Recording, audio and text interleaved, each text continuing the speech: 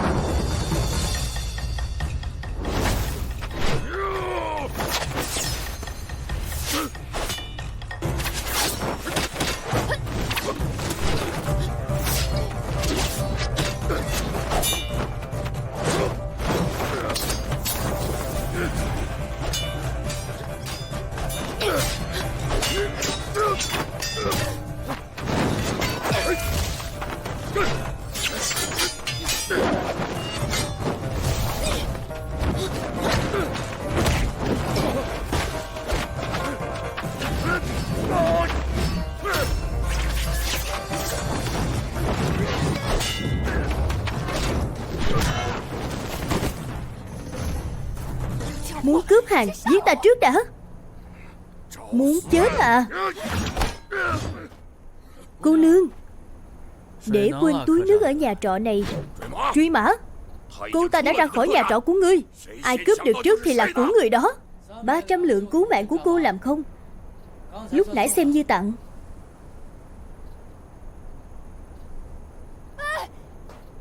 100 lượng, giết sạch bọn chúng. 250 bảo vệ cô và hàng. Truy mã, ta liều với ngươi.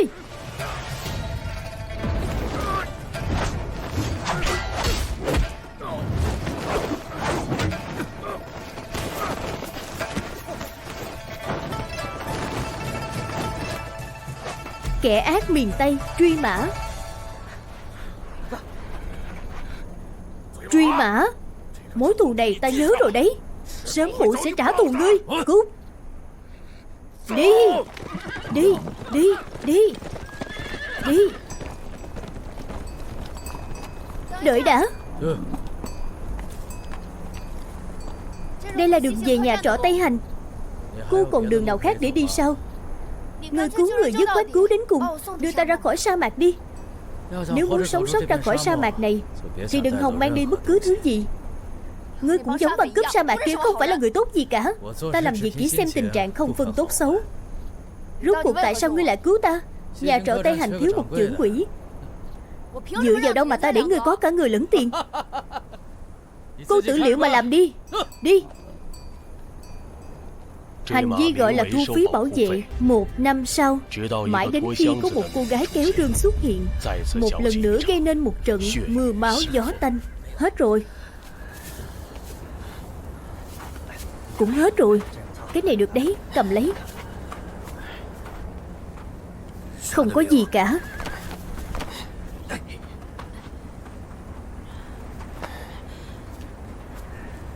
Hết rồi. Hết rồi, hết cả rồi.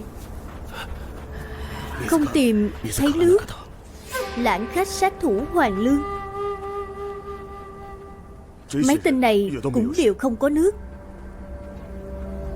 Bạch Lộc, cô ta kéo theo rương đồ. Có thể chạy bao xa? Mấy mươi dặm quanh đây chỉ có một nhà trọ Tây Hành. Bảo họ chuẩn bị đủ túi nước. Đã lục soát hết rồi, thực sự không có nước.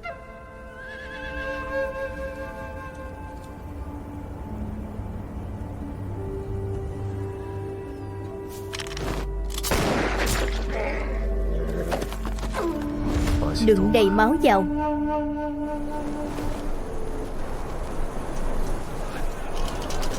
Nhà trọ Tây Hành. Đưa tiền. Đặt xong rút tay ra. Ngũ ca, Huynh nói xem con ả kia có đến đây không? Cô ta hết chỗ để đi rồi. Đây là địa bàn của kẻ ác miền Tây mà. Sợ gì chứ? Tiền lão gia và Mạnh công tử cũng đã đến rồi. Mau đặt cược đi. Đặt xong rút tay. Thu tiền. Lái buôn sát cáp nhĩ, đồ cẩu. Bất kể là dừng chân ngủ lại hay giết người cướp hàng, đã vào nhà trọ của ta thì phải tuân theo quy tắc của ta. Quy tắc của ta chính là giết người đền mạng, đánh nhau đền tiền. Thêm nữa là phí bảo vệ. Nộp phí bảo vệ ăn uống no say, sống lâu trăm tuổi. Không nộp thì mau cút xéo. Nào nào nào, chơi tiếp. Đặt xong rút tay. Xuống đây đi, đừng làm mình xấu mặt nữa. Lưu Sơn. Có hầu bàn của nhà trọ Lưu Sơn, hình địa. Có hầu bàn của nhà trọ hình địa. Dỡ sân khấu của huynh ấy.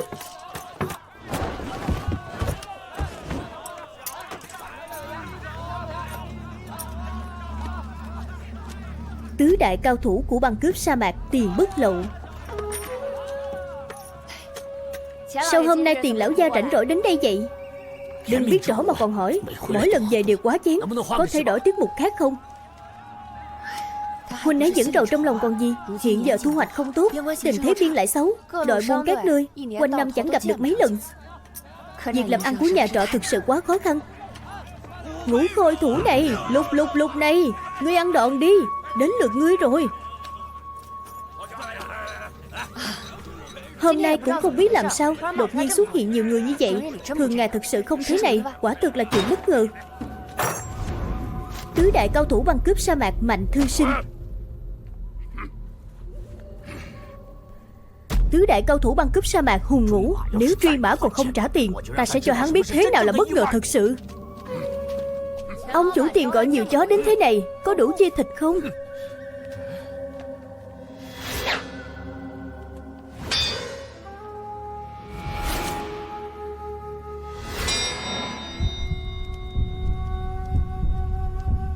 Các vị, lại hát dở nào vậy? Đóng cửa đánh chó. Lại là dở này. Tiền lão gia, sa mạc khó sống như vậy, không thể lại gà nhà chọi nhau nữa chứ. Hòa khí sinh tài, hòa khí sinh tài. Nếu ông chủ Truy đã tỉnh, vậy thì chúng ta bàn chuyện nghiêm chỉnh.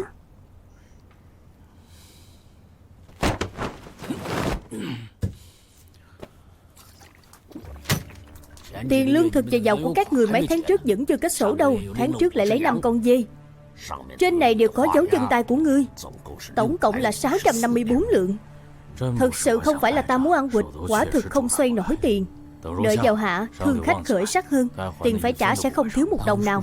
Hồi trước là ai nói nhà trọ Tây Hành chỉ buôn bán không ăn cướp? Là ta. Vậy bây giờ ngươi có khác gì ăn cướp không? Không chừa một đường sống như vậy, trực tiếp đóng cửa nhà trọ. Ta xem ông đi đâu phi tan dở hàng ăn cướp. Không trả tiền thì đập tiệm của ngươi. Ngươi đập thử xem. Nóng nảy như vậy, uống ngụm rượu hạ hỏa đi.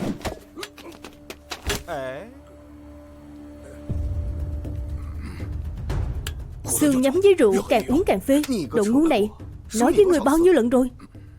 Uống rượu hỏng chuyện. Nếu ông chủ Truy đã khó khăn đến thế, vậy thì gán nhà trọ cho ta đi.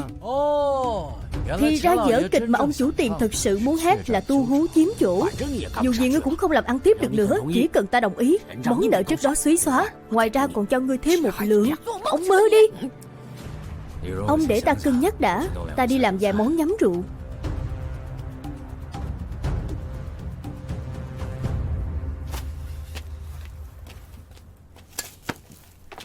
Đây là vụ làm ăn lớn, phải từ từ bàn.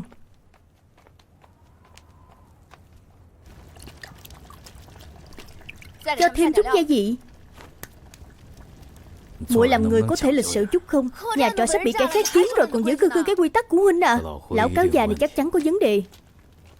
3 người trong tứ đại cao thủ cướp sa mạc cũng ra mặt. Nhà trọ Tây Hành vẫn chưa có thể diện đến vậy đâu. Ta mặc kệ chúng đến vì cái gì. Kết cục của việc dòm ngó nhà trọ chính là bị chôn thay ở sa mạc. Trên cổ muội treo bùn cầu à. Ta... Đầu bếp nhà trọ Đao Hữu Thức. Trò hạ độc, muội có chơi Lệ Mạnh công tử không?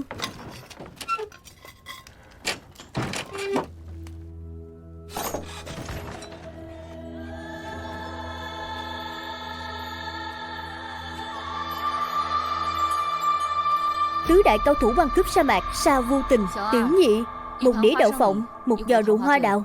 Được.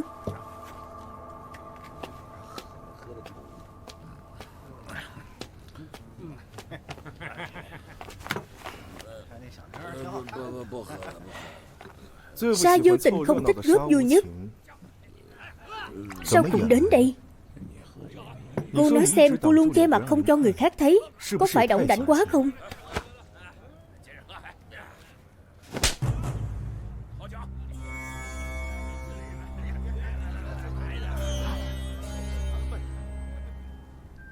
Cuối cùng cô cũng chủ động chạm vào ta rồi. Cút xéo. Được.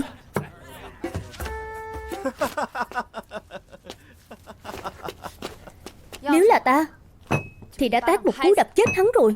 Cấm đánh cấm giết không phải là quy tắc của nhà trọ cô sao? Đập chết rồi thì không tính. Rượu này không sạch sẽ nữa. Rượu hoa đào ta mới ủ, lát nữa mang đến cho cô. Tiểu Mang, có người phụ nữ kéo rương nào đến đây ở không? Phụ nữ kéo rương? Hiện giờ tứ đại cao thủ đến đông đủ rồi, có người treo thưởng. Chỉ cần mang rương đến nhà trọ Tây Hành thì có thể đổi lấy 5 thỏi vàng. Thì ra tiền bất lậu sợ chúng ta chặn đường tài lộc của ông ta.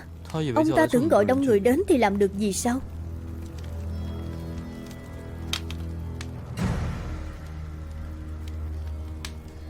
Nhìn trời tối quá, hôm nay sẽ có bão cát. Bão cát đã đến thì không ai đi được. Vở kịch này không bình thường, phải làm theo kịch bản của chúng ta.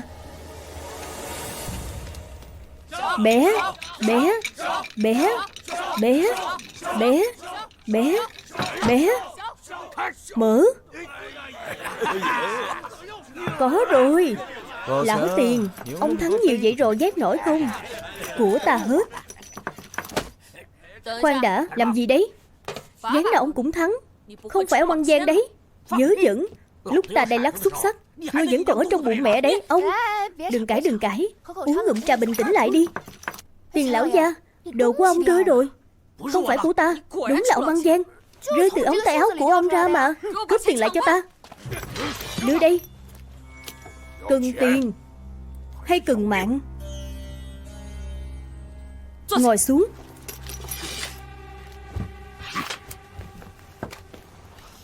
Cô không cần tiền nữa à? Chỉ chút xíu này còn không đủ ta mua con dê đâu. Mỹ Nhân, vậy chẳng lẽ cô đến để làm ăn lớn à? Không lớn, cùng lắm chỉ nuôi vài nghìn con dê mà thôi. Nếu không vì lạc đường đi nhầm vào sa mạc, ta đã về nhà ăn thịt dê từ lâu rồi. Ngươi làm gì đấy? Chơi gian thì phải phạt tiền. Phạt mẹ ngươi đấy. Mẹ ngươi không đáng tiền. Mũi mũi của ngươi thì còn bán được. Đồ đàn bà thối. Hôm nay đến làm chuyện lớn hả? Ngươi làm chuyện lớn gì vậy? Nói ra nghe xem nào.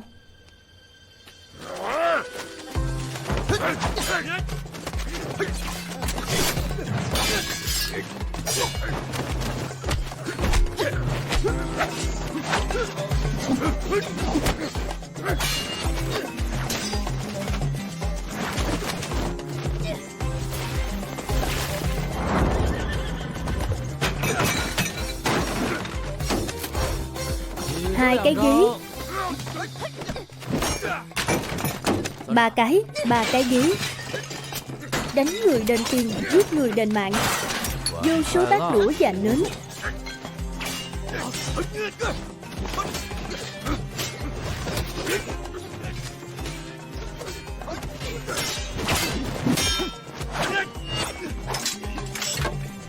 Ngay cả người già cũng đánh, đồ bất chính. Đánh người chỉ là kính trọng ngươi đấy.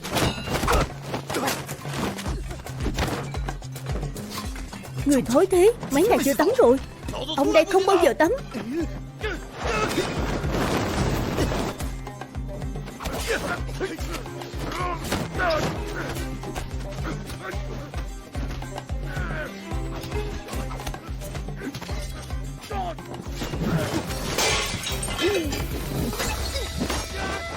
Một cái ghế cao. Rượu. Một giờ rượu hoa đào. Rượu hoa đào. 2 giò. 3 giờ rượu hoa đào.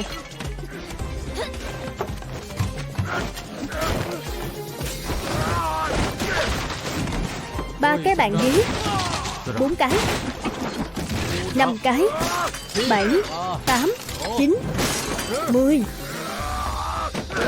Sao ồn ào quá vậy? Ồn lắm hả? 3 đánh 3 mới công bằng.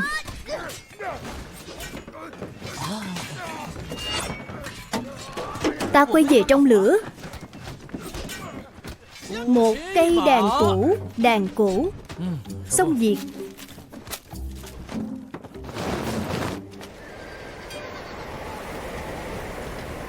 Đi, đi, đi, đi, đi, đi, đi, đi, đi. Tổng cộng 656 lượng. Tính lại đi. Tẩu thuốc của ta thì sao? Quạt của ta thì sao? Sao không tính? Tổng cộng 685 lượng. Vừa lòng chưa? Bảo bối của hai bọn ta chỉ đáng 1 lượng. Cây đàn cổ rách nát là của người 30 lượng. Phải đấy. Kiệt tác của bậc thầy. Bậc thầy nào?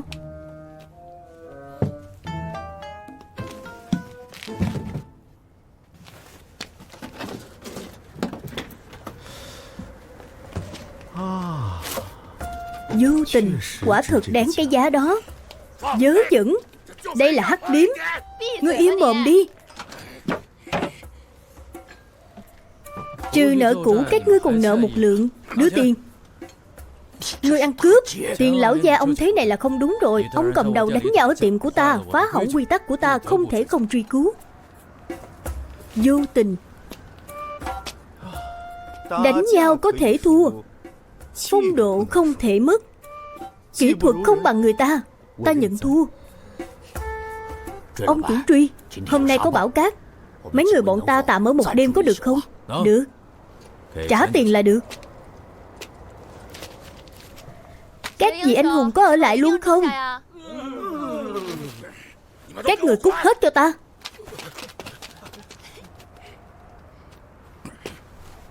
Hôm nay không làm ăn được nữa. Đóng cửa đi. Đóng cửa.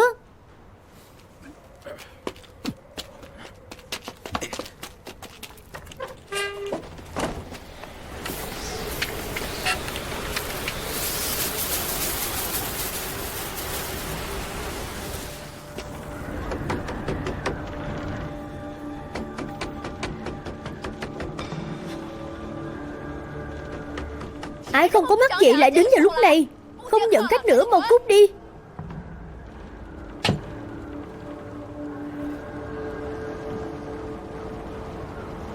Mở cửa ra, bão cát đến rồi. Mau kéo vào.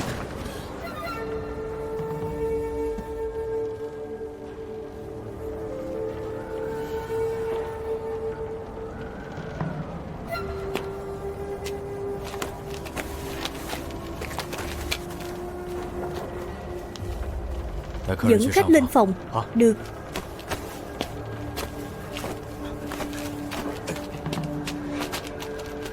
Bưng lên.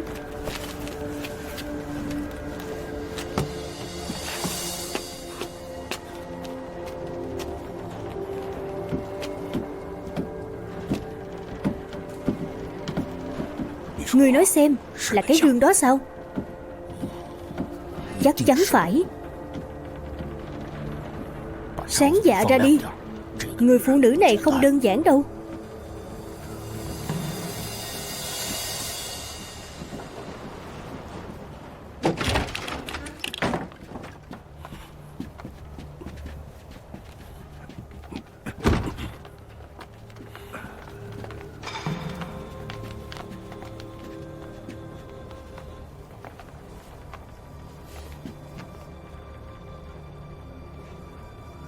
Nghỉ ngơi cho khỏe đi.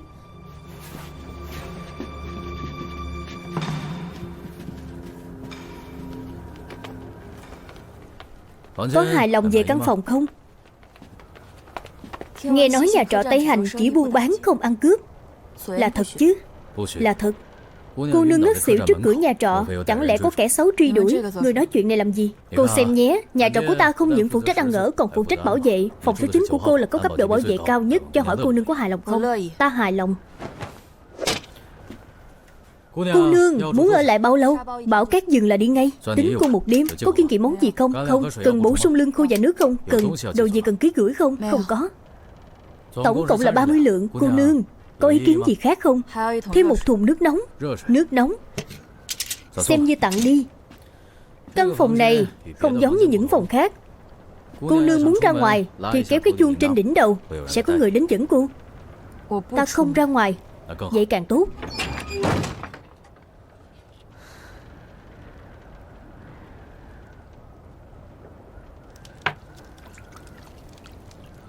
Đây lại là thứ gì nữa? Đừng hỏi nhiều như vậy. Muốn xem rương của người ta à? Chuyện gì cũng không giấu nổi đệ. Tỷ còn vô liêm sĩ hơn cả bọn cướp sa mạc đấy. Quy tắc thì sao? 5 thỏi vàng đấy. Chúng ta mở nhà trọ chỉ kiếm phí bảo vệ. Nhà trọ của ta có quyền quyết. Là nhà trọ của huynh ấy. Ta cũng có phần.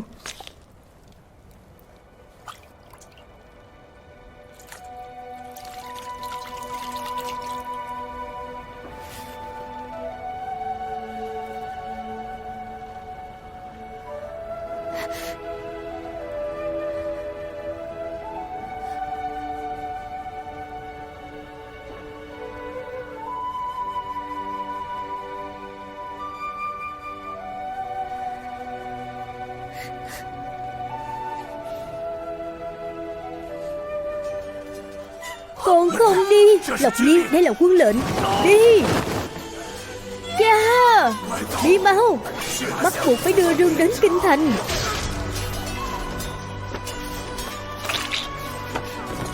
Cha.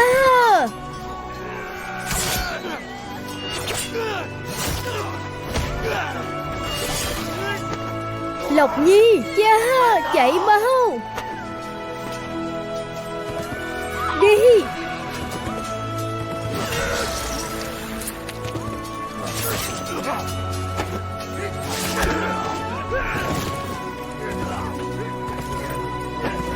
Đi, đuổi theo.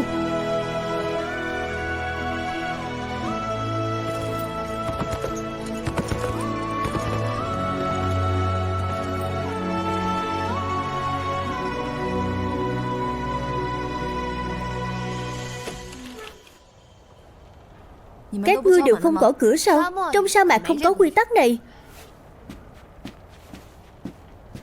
Cô nhìn thấy gì rồi? Chẳng có gì mới mẻ. Hay là ta cũng cho cô xem nhé. Không cần.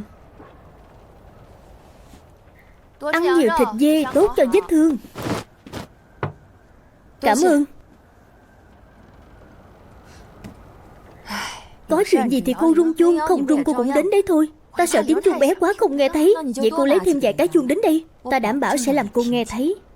Được, ta cho cô rung đã đời. Còn nữa, bộ đồ này của cô không mặc được nữa. Ta lấy bộ mới cho cô. Dù gì dáng người hai chúng ta cũng không chênh nhau mấy. Nhớ mang thùng đi. Chuông reng lên, muội muội xem kìa. Ca ca ôm lấy muội.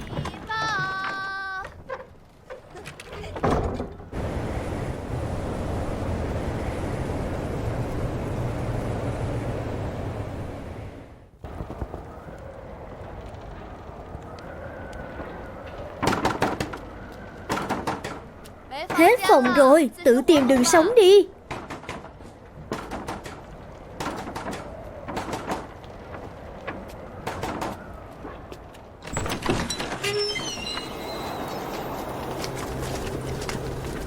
Gõ cả nửa ngày mới mở cửa. Không làm ăn nữa à?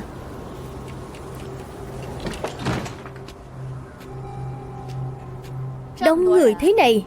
Hết phòng rồi. Bên ngoài bão cát lớn quá. Có chỗ dừng chân là được. Bão cát lớn thế này mà còn đi lại trong sa mạc. Xem ra có chuyện quan trọng. Bà chủ có mắt nhìn đấy. Đoàn buôn bọn tôi bị lạc một người. Phụ nữ xách theo một cái rương lớn. Không biết bà chủ có nhìn thấy không? Chở bọn ta vào Nam ra Bắc, người xách theo rương đầy ra. Không để ý. Cô ta rất trẻ, trông cũng rất đẹp.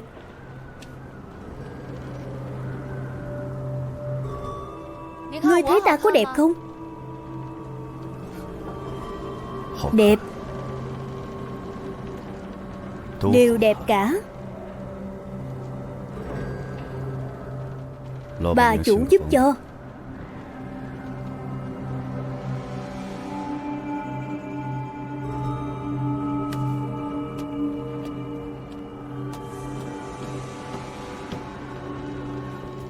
Chỉ còn một nhà kho thôi, thích thì ở.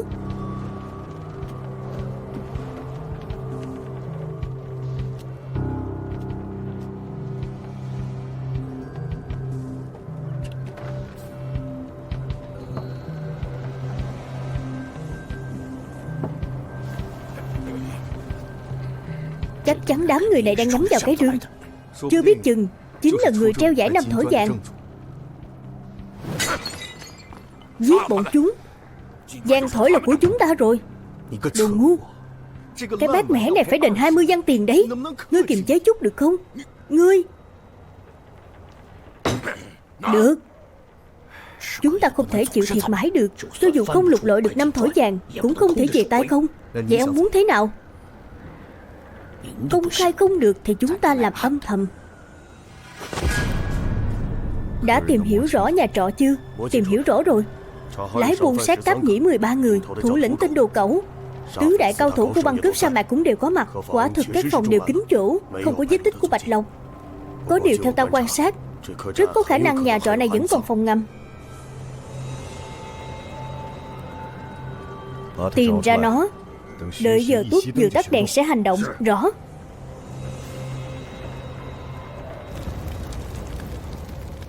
Cốt hoang tiêu tan, thành lũy đã bằng. Nhà Hán từng nói giao chiến. Tại đây oan hồn muôn cổ cứ sao vẫn còn. Mưa rơi gió thổi, nghe tiếng chiến chinh.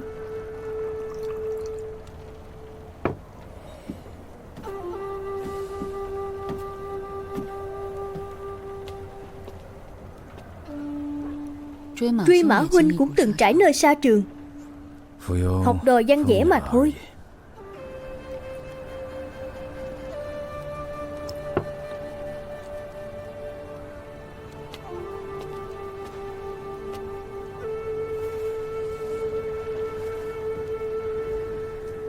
Sa mạc vô tình, người có tình, chi bằng cạn chén này. Được. Rượu đêm nay không tính tiền cô.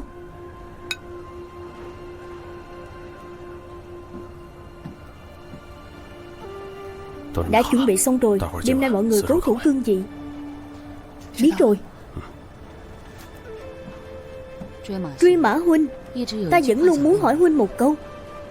Nơi này cát vàng trăm dặm, tối tăm mịt mù, cớ sao lại đến đây? Cô thì vì sao lại đến? Ta chỉ có thể cho huynh biết, ta sinh ra trong nhà lao tử tù. Chớ hỏi tương lai quá khứ, chỉ mong hiện tại yên vui. Sa mạc tàn khốc như vậy, lấy đâu ra yên vui?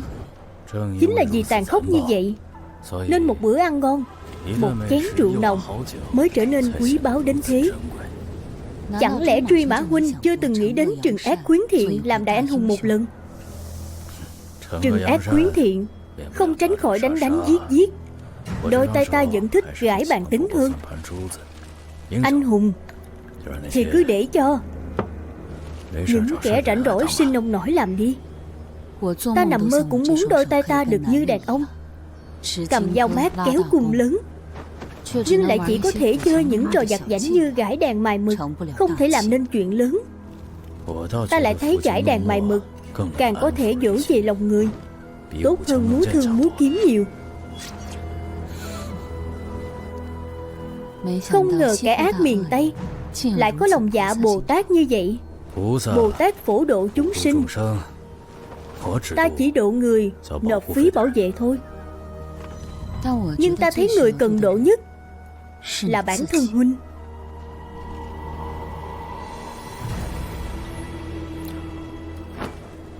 Chẳng mấy khi có đêm nay, gãi cho ta một khúc đi.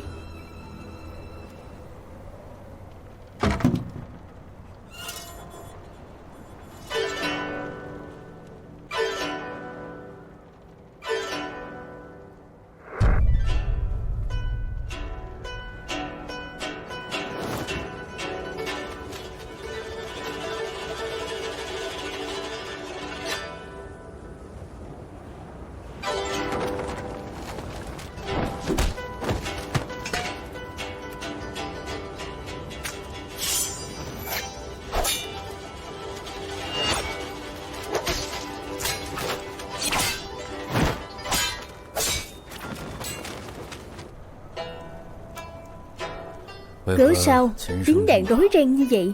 Vì thù hận. Trần thế như thủy triều, con người chẳng qua là giọt nước mà thôi. Cần gì làm khó bản thân? Ta không có tu dưỡng như huynh. Chỉ khi giết sạch mọi kẻ thù thì lòng ta mới được yên ổn.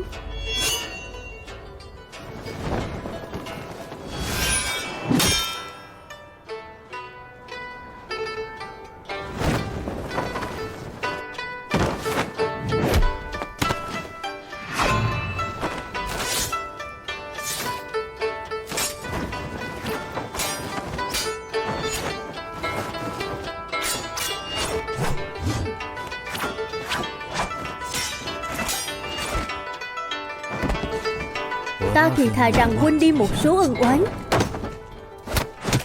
Chưa chắc đã vậy. Sao nhìn ra được?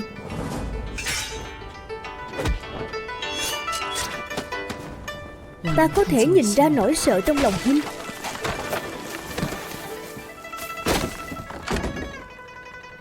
Ta sợ gì? Huynh phải hỏi bản thân huynh, là thứ gì khiến huynh quyết chí lãng quên? Nhưng từ đầu đến cuối vẫn không quên được. Bão cát ngoài kia thổi vào nhà trọ rồi. Bão cát càng lớn, bạc sẽ càng nhiều. Không dễ như vậy đâu nhỉ? Đúng là không dễ. Vì vậy không thể uống rượu nữa. Nhưng cái này thì được. Mỗi ngày một hạt kỹ tử, thầy Lan tránh xa cung.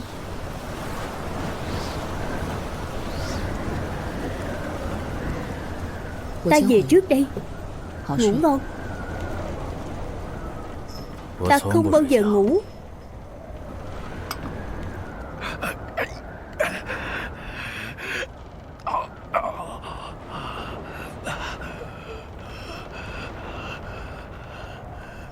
Mới vậy đã chịu không nổi. Ngươi xong chưa vậy? Sắp rồi. Ngươi nhanh lên, ta không đợi nổi nữa. Xong rồi.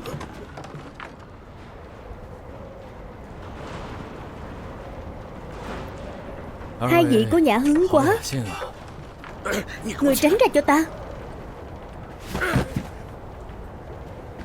Cửa cũng không gõ. Đồ thô lỗ nhà ngươi. Sớm muộn gì ta cũng đốt hắc điếm của ngươi. Ông chủ Truy, không cần so đo với gã thô lỗ kia. Không đâu, hắn chưa lấy đồ đi. Nghĩa là sao? Làm sao lấy đồ đi thì đưa về như thế. Nếu không, ta khiến ngươi không sinh được con trai. Từ lúc nào mà con trai ta đến lượt ngươi quản? Ta cứ muốn quản thì sao? Chúng ta đừng như vậy. Trong nhà ta có một bầy phụ nữ phải nuôi nữa. Hay thế này đi, đồ và phụ nữ ta đều chia cho ngươi một ít. Có lớn bằng này không?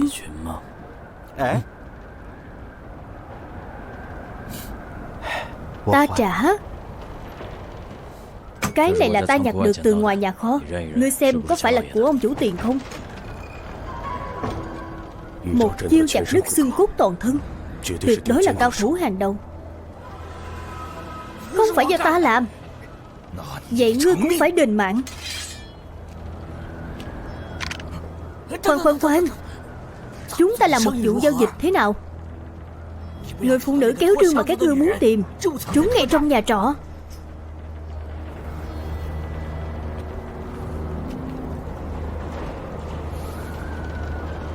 Nói tiếp đi.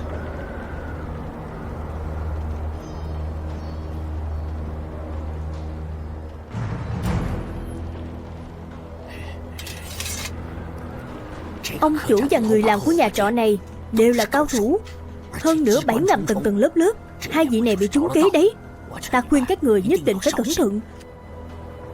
Vụ giao dịch này, người muốn cái gì? Đều là người thông minh, chi bằng thẳng thắn một chút. Mang 5 thỏi vàng của ngươi ra đây ta xem thử.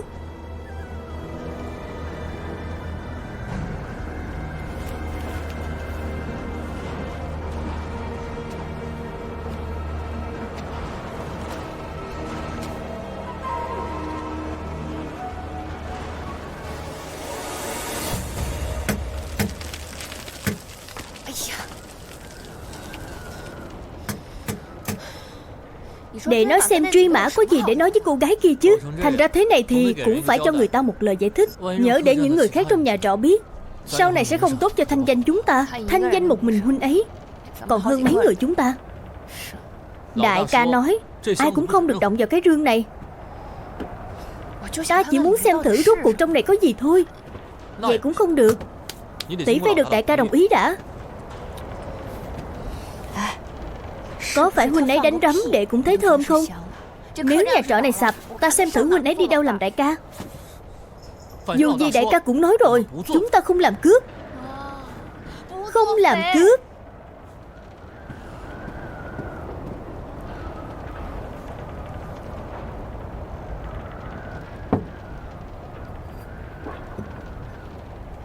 Ta không quản lý tốt người của mình. Xin lỗi cô.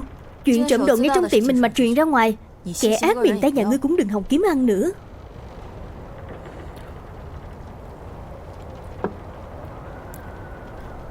Hiện nay không còn nhiều nhà trọ không trộm cướp đâu. Hay là cô đừng đi nữa. Ta cho cô ở miễn phí vài ngày xem như bồi thường. Ta không ở thêm được. Bão cát vừa dừng là ta đi ngay. Cô nương, sa mạc này không dễ đi như cô tưởng đâu. Ta đề nghị cô suy nghĩ cho kỹ. Lát nữa ta tấn công, ngươi phòng thủ. Ta tấn công, ngươi phòng thủ.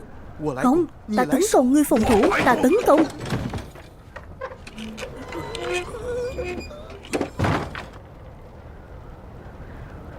Sao ông về rồi? Bọn ta đang định đi cứu ông đây. Phải đó, bọn giặc oa này không dễ đối phó đâu. Giặc oa? Vậy kẻ treo giải 5 thỏi vàng có phải bọn chúng không? Không phải, bọn chúng không cần rương, chỉ cần người. Nếu chúng ta không giao người ra e rằng khó mà giữ mạng. Ta đi giết hết bọn chúng. Đừng mơ nữa chúng có súng. Súng? Vậy chúng ta còn đợi gì nữa? Mau chạy thôi, không kịp nữa. Chúng bay phục ở ngoài cửa rồi. Ai bước ra thì xử người đó, không chạy được đâu.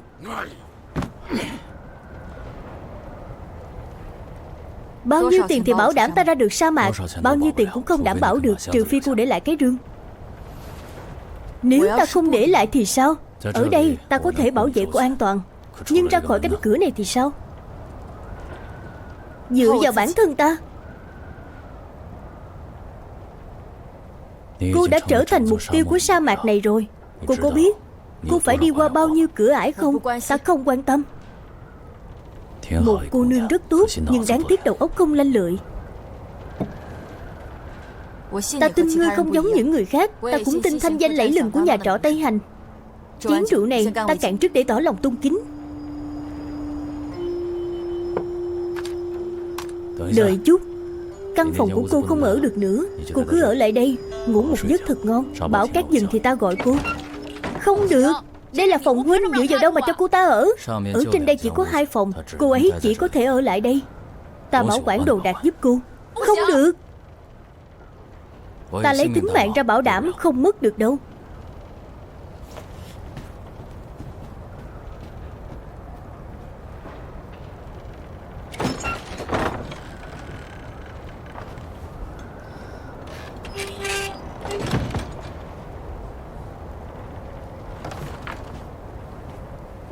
Giận rồi à?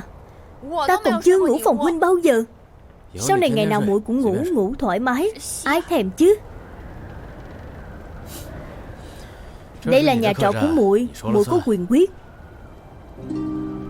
Vậy huynh còn liều mạng vì cô ta như thế, còn không thu tiền nữa. Vì muội có lỗi trước mà, nên ta phải bồi thường cho cô ấy. Nghề mở nhà trọ xưa nay là đục nước béo cò. Nếu cậu không nghe lời thì nấu nó. Đầu óc của muội lệch lạc rồi, chứng chỉnh lại cho ta.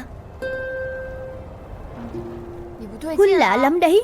Nói, có phải huynh muốn giữ cả người và rương ở lại không? Vẫn là muội hiểu ta. Một mình giống cái như muội là ta sắp chổng gió lên trời rồi. Huynh có phải ba ba đâu. Ta sắp biến thành ba ba rồi. Muội cười lên vẫn đẹp hơn.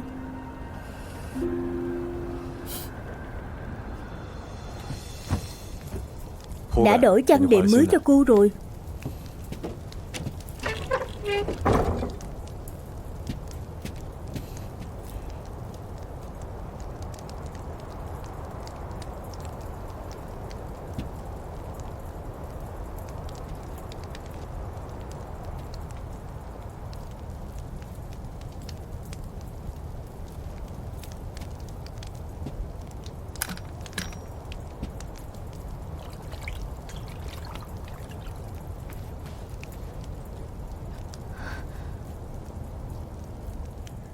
Sao ở đây lại có ký hiệu Lan Binh?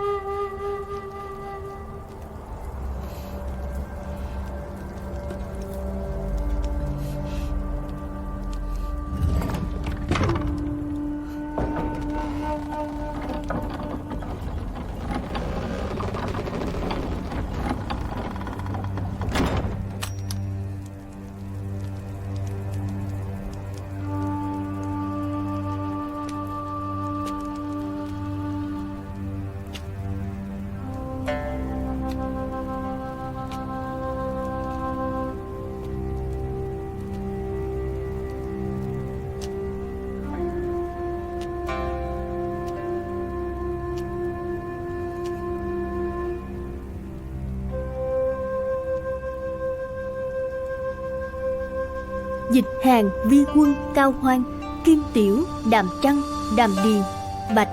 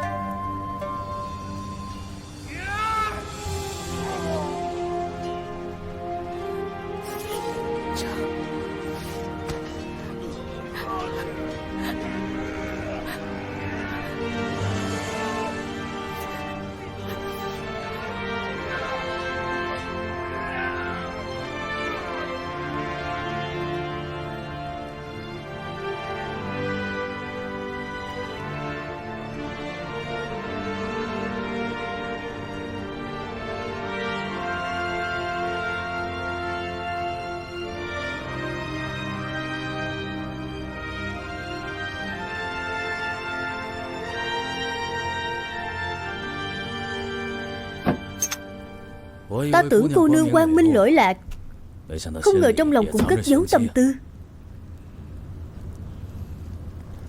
Ta muốn đi cũng phải chào hỏi một tiếng với chủ trọ chứ. Chẳng lẽ còn phải xem sắc mặt của chủ trọ? Là xem sắc mặt của Bảo Cát. Bảo Cát sắp dừng rồi. Cô hỏi xem người trong sa mạc có cho cô đi không. Ta không quan tâm. Cô quan tâm cái gì? Thứ ta tin. Cô tin cái gì?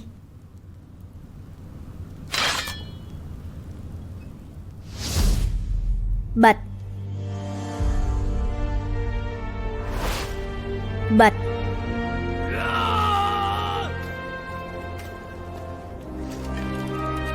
Bắn. Đại ca, đi mau.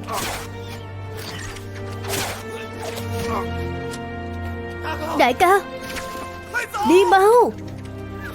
Đi đi. Đi đi. Đi. Đi mau. Nhất định phải sống thật tốt. Hình Thiên.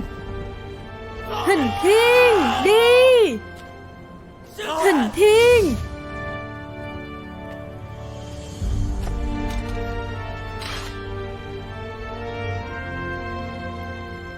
Cô là người Bạch gia. Bạch Chứng Bang là cha ta. Bạch Chứng Bang đang ở đâu? Bạch Chứng Bang đang ở đâu? Ông ấy đã chết rồi. Sau khi cha ta tiêu diệt Lan Binh, mới nhận ra là bị kẻ khác lợi dụng. Ông ấy đã một lòng muốn lật lại vụ án cho Lan Binh, nhưng bị kẻ gian gài bẫy xung quân đánh cắp mật vệ. Ta không tin. Ta có thể giao mạng của ta cho ngươi, nhưng chiếc rương nhất định phải được đưa đến kinh thành. Ngươi hứa đưa rương đi cho ta, ngươi có thể lấy mạng ta bất cứ lúc nào.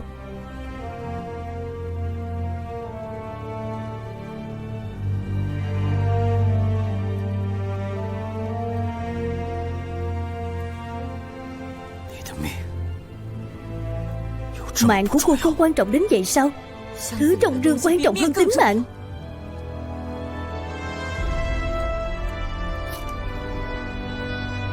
Đây là thư viết tay của cha ta. Trong thư viết rõ ràng rằng chuyện Lan Binh bị mưu hại năm xưa.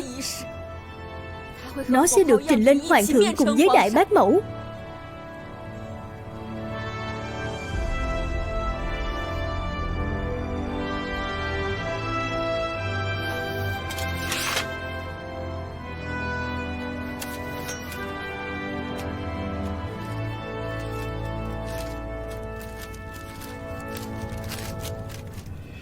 Triều đình có ý muốn từ bỏ bộ thất vệ quan Tây. Cha ta nhiều lần dân thư, nhưng lại biệt tâm biệt tích. Hộ, lúc triều đình có được một lô đại bác từ thuyền buôn Phúc Lãng Cát, Bạch, uy lực tầm bắn bỏ xa pháo của triều ta. Chỉ tiếc là chế tạo tự động nguyên chất hiếm có, rất khó mô phỏng. Cha ta là chuyên gia pháo, ông lập tức cải tạo pháo thành chất sắt. Như vậy thì có thể sản xuất hàng loạt.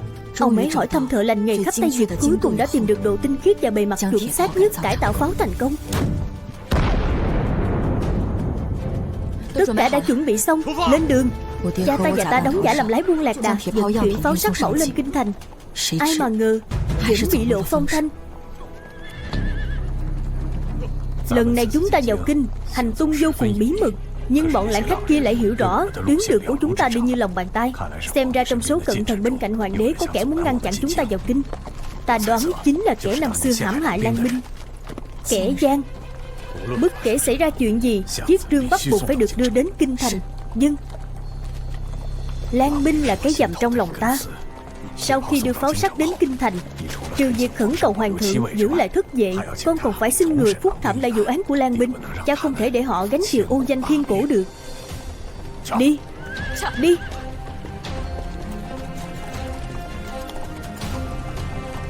Thế đạo này phải trị, không trị thì đáng lo.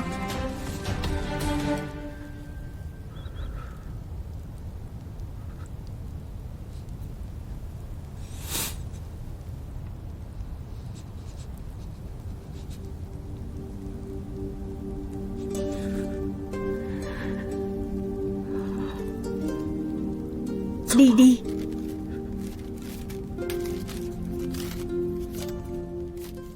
Đi. Lý Chí Côn, Dương Ngũ, Di Quân. Khoan đã.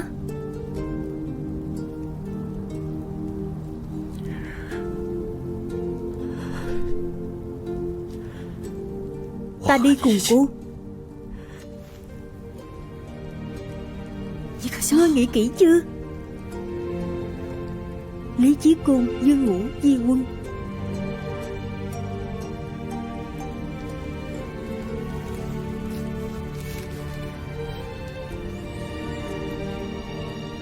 Ta nghĩ kỹ rồi. Chắc chắn là Bạch Lộc gạt huynh. Ta tin cô ấy. Vì cứu huynh, các huynh đệ đều chết trong tay Bạch Chứng Bang. Huynh quên rồi sao? Không có. Hôm nay Bạch Lộc không chết thì có lỗi với linh hồn của các vị huynh đệ ở trên trời. Kẻ thù thực sự không phải Bạch Chứng Bang, kẻ thù ở ngay trước mắt. Ta nói lại lần nữa, hung thủ không phải Bạch Chứng Bang. Hôm nay các huynh đệ đều ở đây, trước mặt mọi người huynh nói lại một lần nữa đi.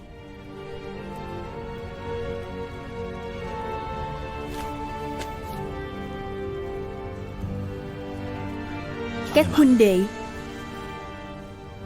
ta phải đưa Bạch Lộc lên kinh.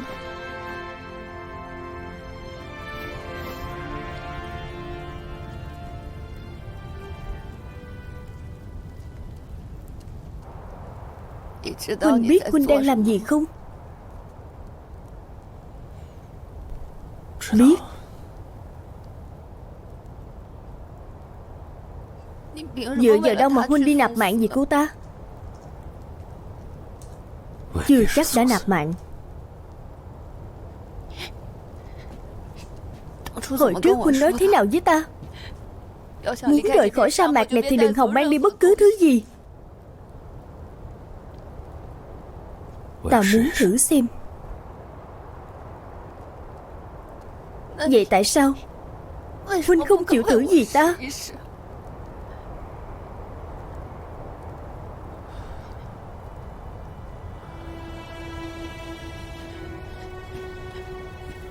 Tại sao lại là cô ta?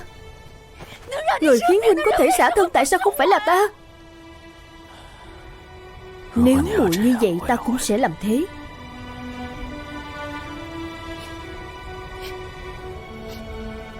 Ta muốn huynh ở lại cùng mở nhà trọ với ta không tốt sao? Ta đã hứa rồi. Huynh hứa thì được ích gì? Huynh là kẻ ác miền Tây, không phải là đại hiệp miền Tây. Trước kia ta cũng nghĩ vậy, nhưng bây giờ ta nghĩ con người phải tin vào chút gì đó. Huynh đừng đi được không vậy? Huynh đừng đi được không? Xin lỗi.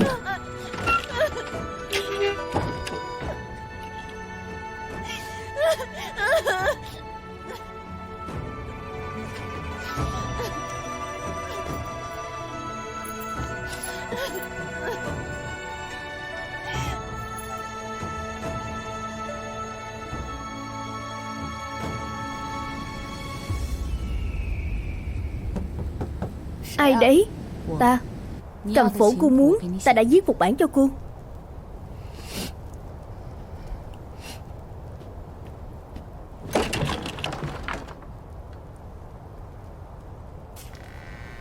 Cô khóc à?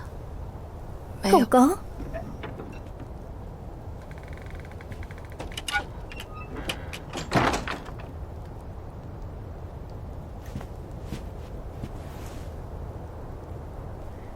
Cô nương thông minh sẽ có được thứ mình muốn một cách dễ dàng.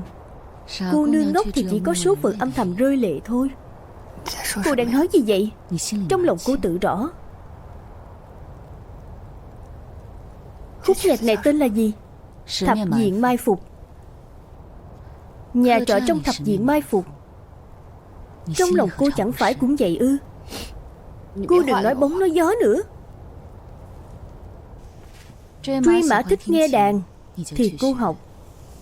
Truy Mã thích uống rượu thì cô ủ. Cô chỉ sống vì huynh ấy, không đau lòng vì huynh ấy mới là lạ. Đừng nói nữa. Nếu ta là cô thì ta đã giữ chặt người đàn ông mình thích rồi. Ta không biết làm cách nào. Cách thì vẫn có đấy. Chỉ cần tiêu diệt mầm họa.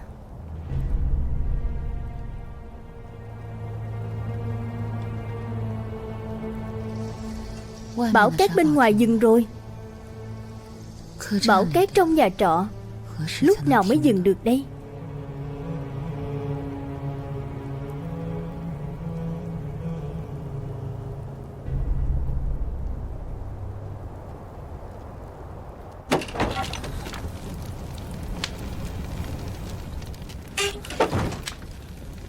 Hình địa, ngươi làm gì vậy? Giết Bạch Lộc. Ta bảo hắn làm như vậy đấy. Đại ca sẽ không đồng ý đâu.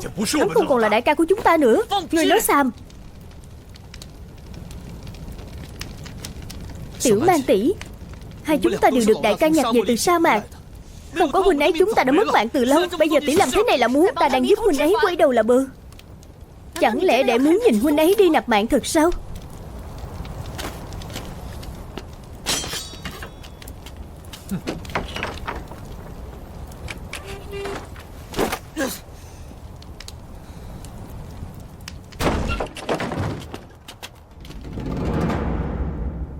cuối cùng vẫn không chịu tha cho ta.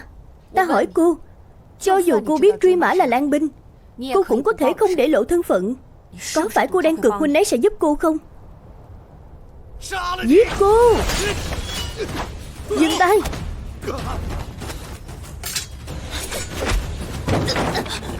Ra ngoài!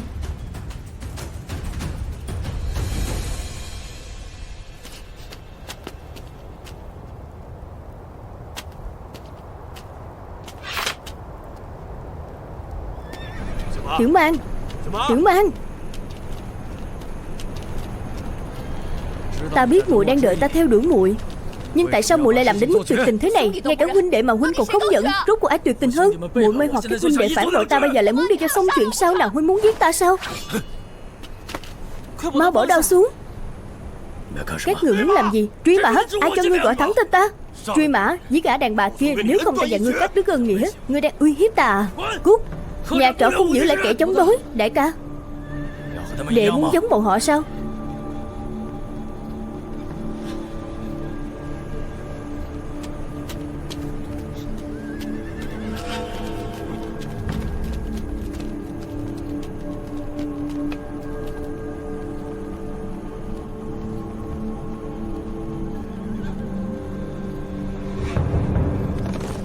Đi! Nhà trọ Tây Hành. Đi! Đi!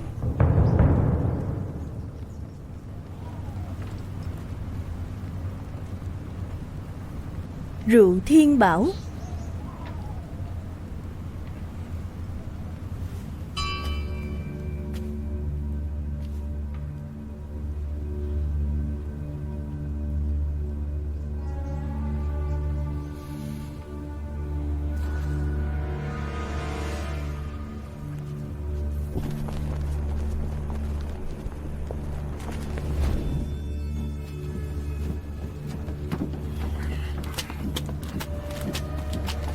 Tiểu Nhị, đến đây, lấy cho bọn ta ít đồ ăn. Chỉ còn một nồi canh dê cuối cùng, có lấy không?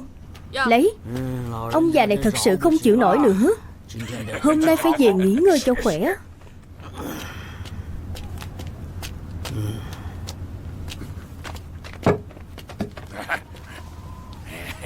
Ngươi làm gì đấy? Người già ăn trước, đừng cãi nữa. Ở đây ta lớn tuổi nhất, ta phải ăn trước. Dựa vào đâu? Dựa vào cái này.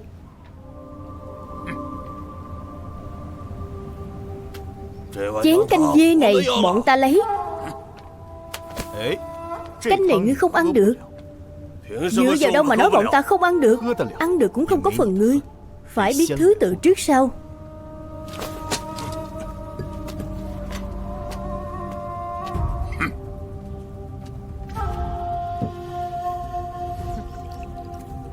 Mời, ngươi cũng ăn đi. Dân.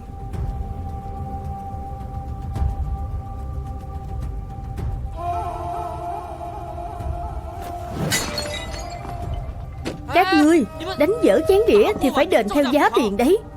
Ông chủ của các ngươi đâu? Gọi hắn ra đây. Một cái chén 20 văn tiền. Rượu hoa đào, ghi vào sổ nợ cho họ. Được. Tiền chén ta có thể đền, nhưng người của ta không còn. Ngươi đền thế nào đây? Người không còn. Đi đâu mất rồi? Trong nhà trọ xảy ra án mạng, tất cả mọi người đều không được rời khỏi đây.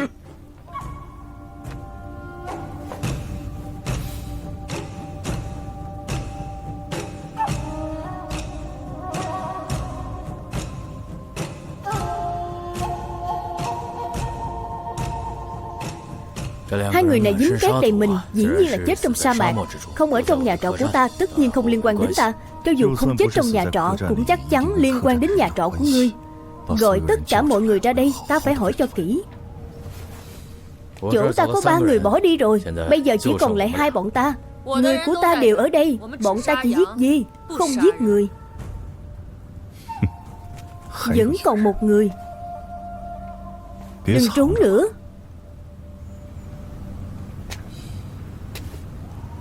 Ai? Người phụ nữ kéo rương.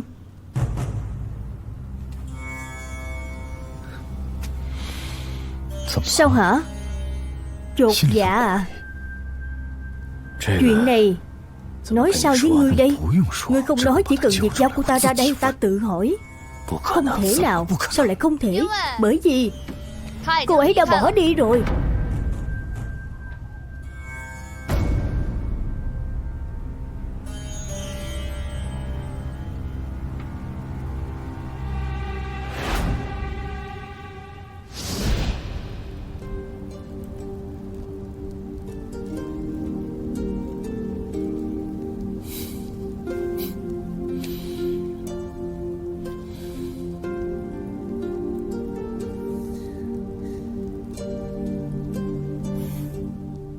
Đại ca tự tay nấu, mọi người có lộc ăn rồi. Đại ca, chén rượu này mời huynh. Huynh đệ xin lỗi huynh. Bọn ta không tin Bạch Lộc, bọn ta tin huynh.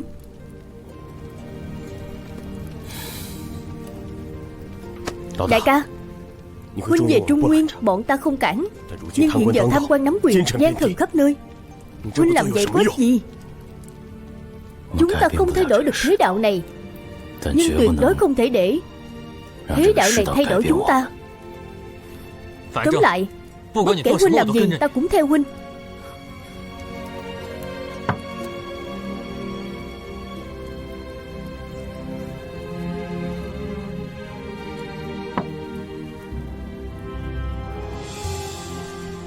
Năm xưa dặn oa vào thôn chúng ta, ta nói giết, các đệ cùng làm lang binh với ta.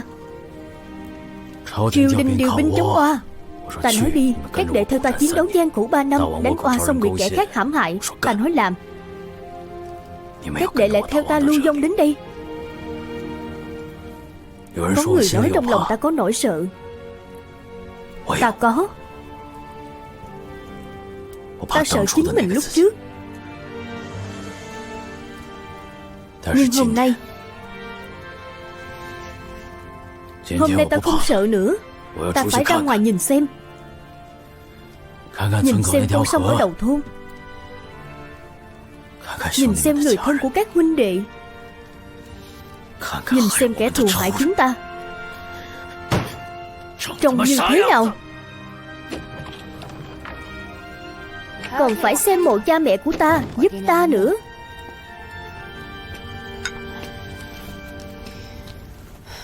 Ta vừa quan sát một lượt, đám người trong nhà kho trông chừng ngoài nhà trọ, băng cướp sa mạc trông chừng trong nhà trọ. Nếu muốn đưa Bạch Lộc và Chiết Trương ra ngoài an toàn, ta có một cách. Cách thì để sau hẳn nói. Ta có chuyện muốn nói riêng với muội.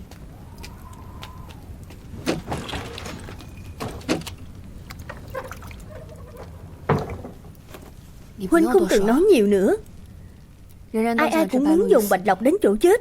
Cô ấy tự có điểm khác biệt của cô ấy. Trái lại ta không muốn giết cô ấy nữa. Khẩu xà tâm Phật.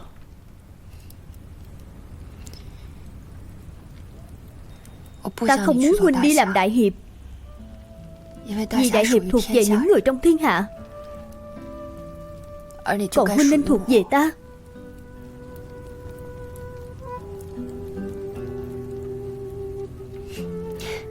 Nhưng ta biết số phận của huynh đã định là phải cứu người trong thiên hạ. Vì vậy ta ở đây đợi huynh trở về, lại cùng mở nhà trọ với ta nhé.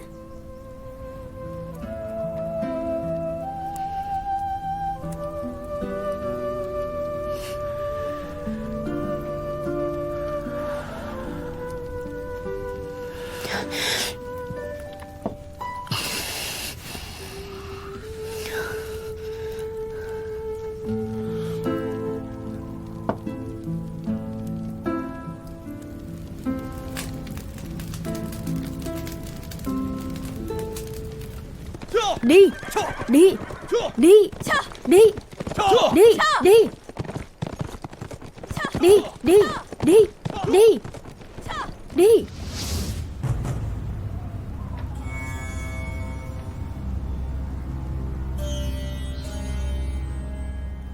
Ngươi chọc nhầm người rồi. Tả thông thủ.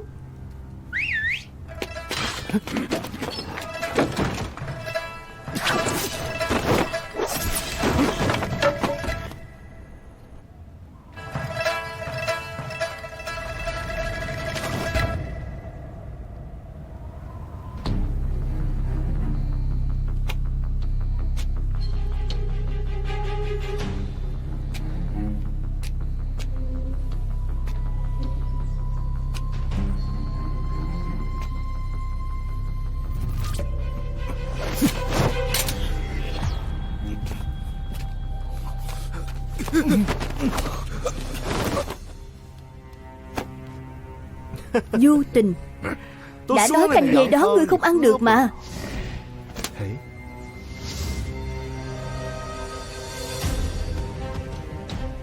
Nhà trọ không sát sanh. Nói ai cử các ngươi đến?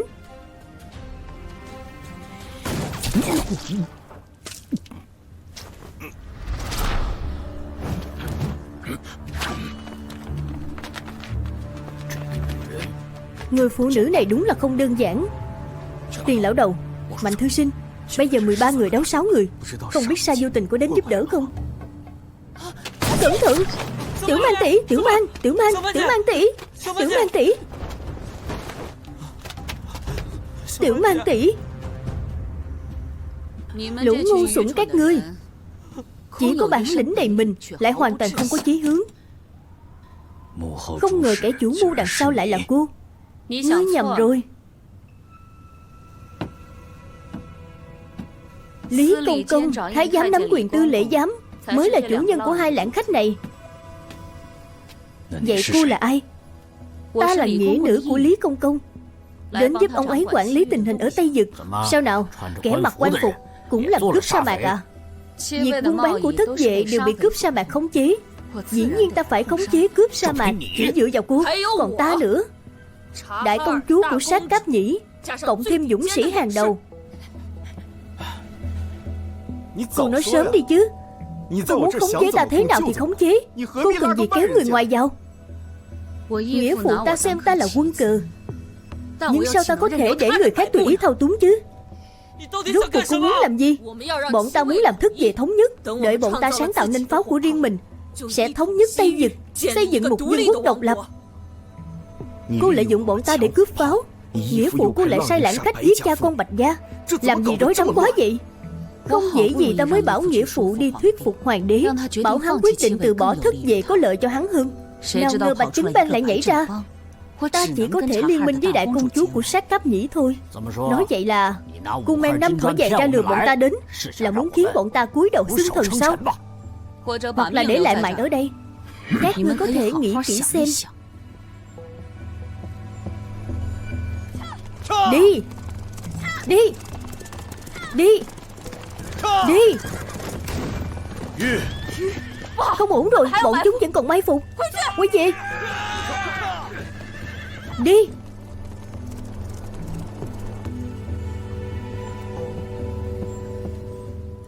Bọn ta nghĩ kỹ rồi. Chúng ta nghĩ kỹ rồi. Kỹ rồi. Viện binh của chúng ta đến rồi. Tiểu Mang, Tiểu Mang, Tiểu Mang tỷ. Tiểu Mang đến đúng lúc lắm. Một tên cũng không tha. Ra tay. Được.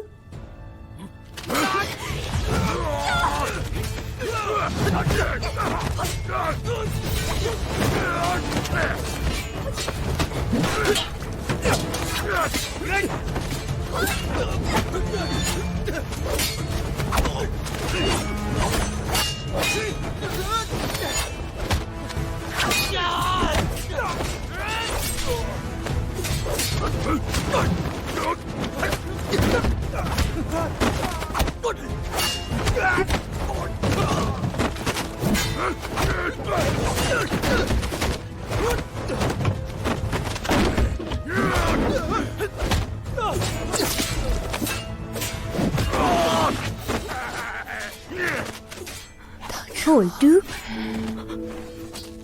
ta đi theo huynh, chính vì huynh là anh hùng cái thế. Huynh có giả vờ thế nào ta cũng nhìn rõ được. Ta không bảo vệ tốt cho huynh. Đi đi, làm thế đạo này sạch sẽ một chút. Truy Mã, Tiểu Mang, ta không muốn huynh đi làm đại hiệp, vì đại hiệp thuộc về những người trong thiên hạ, còn huynh nên thuộc về ta. Nhưng ta biết số phận của huynh đã định là phải đi cứu người trong thiên hạ,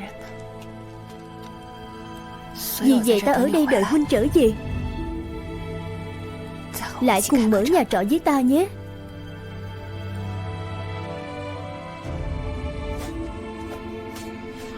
Tiểu Mang.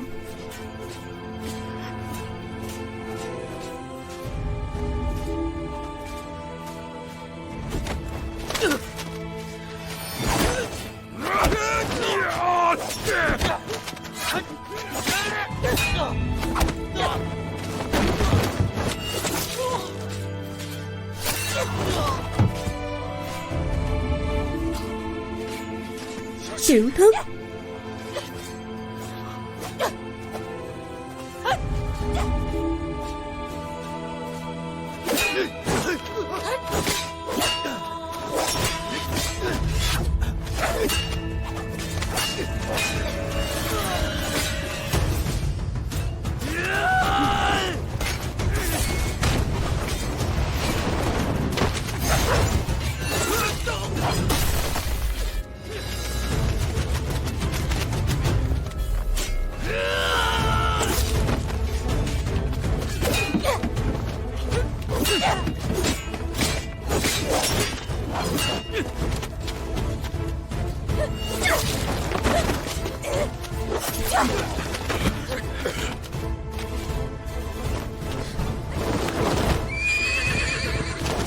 Giết sạch bọn chúng.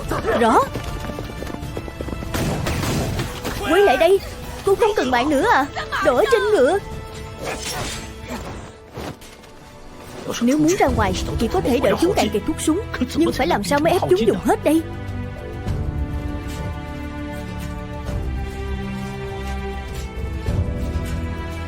Đi. Cẩn thận.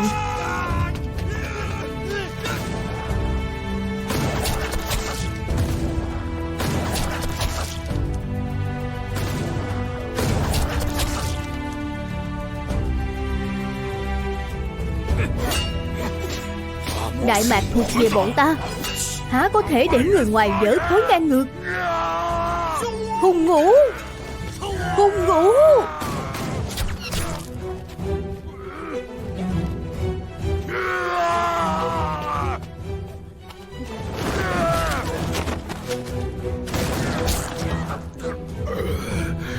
Đám nhát gan các ngươi.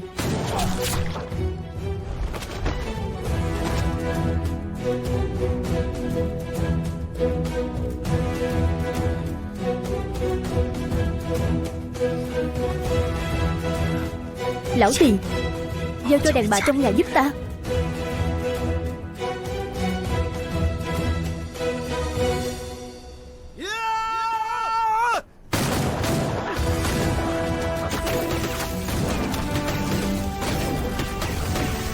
Mạnh công tử.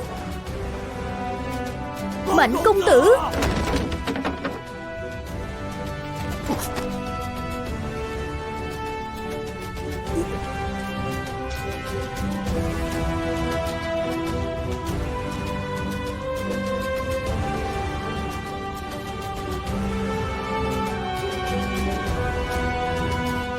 Vô tình.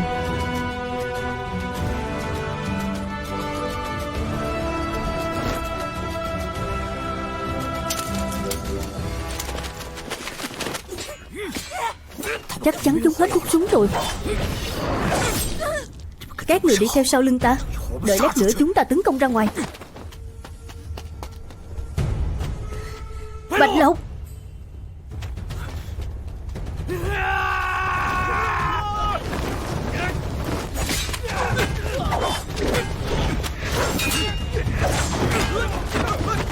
Đi. Đi. Ở đây có ta, người đi giết Sa Vô Tình đi. Đi. Đi. Đi. Đi.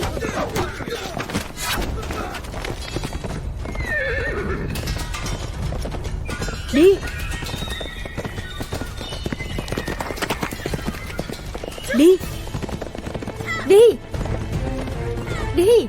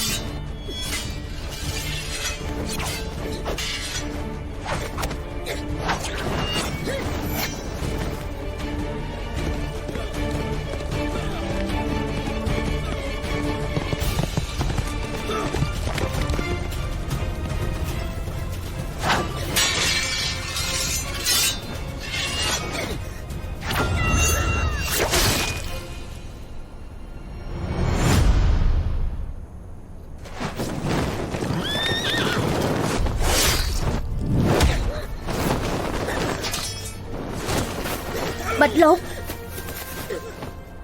Bạch Lộc. Đưa rương đến kinh thành. Bạch Lộc.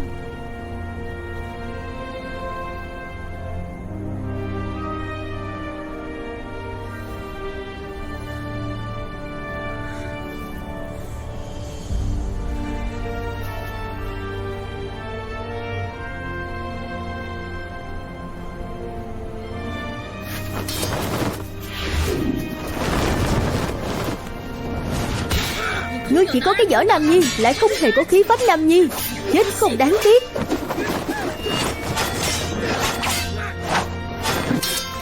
Trong lòng cô chỉ có dã tâm và ham muốn, là ác ma thật sự. Truy Mã, ngươi tưởng ngươi có thể thay đổi thế đạo này sao?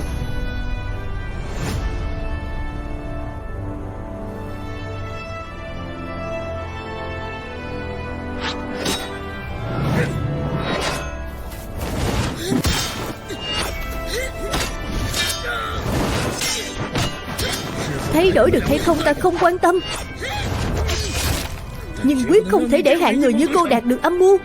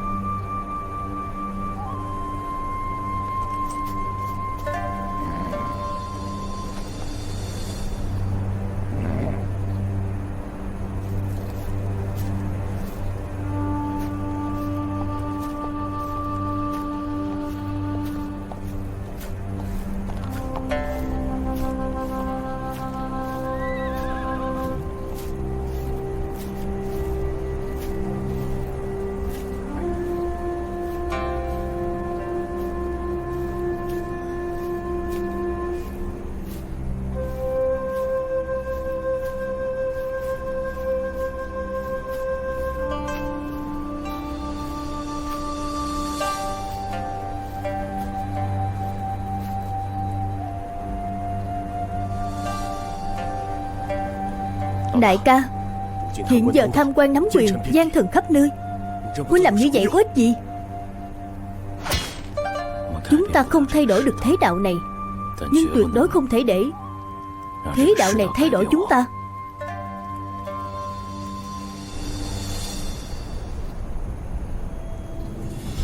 Tiền lão gia, nhà trọ đành tặng cho ông đấy. Ông chủ Truy, bây giờ đi hướng nào đây? Kinh thành. Nếu chuyến đi này không trở về được thì tính sao? Vậy thì một đi. Không trở về. Đi. Đi. Đi. Đi. Đi. 1, 2, 3, bắt đầu. Ông chủ Truy, tên thật của cậu là gì? Ta định lập một cái bia cho cậu. Ta tên Tôn Ngộ Không. Ngộ Không trong Tôn Ngộ Không. Tiền lão gia, ông thì sao? Lão hủ là Thừa Ân. Đừng chạy, quay lại lần nữa.